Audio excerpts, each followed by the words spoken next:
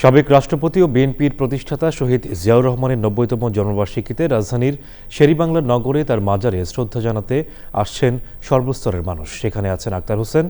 সরাসরি যাব তার কাছে। আক্তার, শহীদ রাষ্ট্রপতি জিয়াউর রহমানের প্রতি সর্বস্তরের শ্রদ্ধা জানানো ঘিরে মাজার এলাকার সর্বশেষ পরিস্থিতি কেমন দেখছেন, আর সেখানকার প্রস্তুতিটাই বা কেমন আমাদের জানাবেন।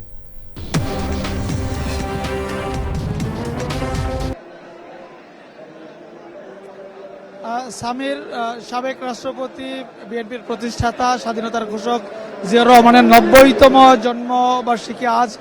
এই দিনকে ঘিরে আপনি দেখতে পাচ্ছেন যে এই শেরেবাংলা নগরে জিয়ার সমাধিকে ঘিরে ব্যাপক সংখ্যক নেতাকর্মীর উপস্থিতি হয়েছে এবং দলীয় যে কর্মসূচিটি ইতিমধ্যেই শুরু হয়েছে বেলা ১১টায়।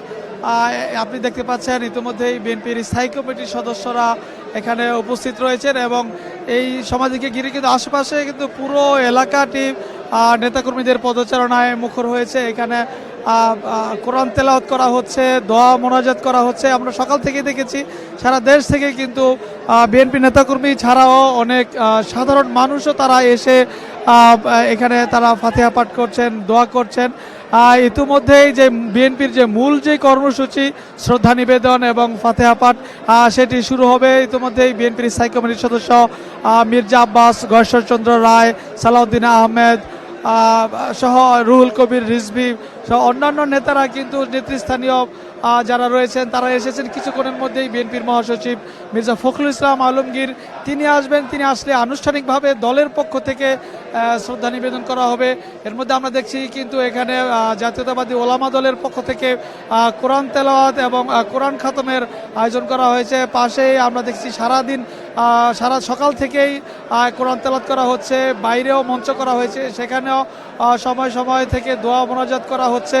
এছাড়া সারা দেশে আলোচনা সভা সহ নানান ধরনের কর্মসূচির মাধ্যমে দিনটি পালন করছে বিএনপি। এছাড়া সারা দেশে দলীয় কার্যালয়ে জাতীয় পতাকার পাশাপাশি দলীয় পতাকা উত্তোলন করা হয়েছে, শীতবস্ত্র বিতরণ করা হচ্ছে এবং এতিম অসহায় দুস্থদের মাঝে খাবার বিতরণ করা হচ্ছে।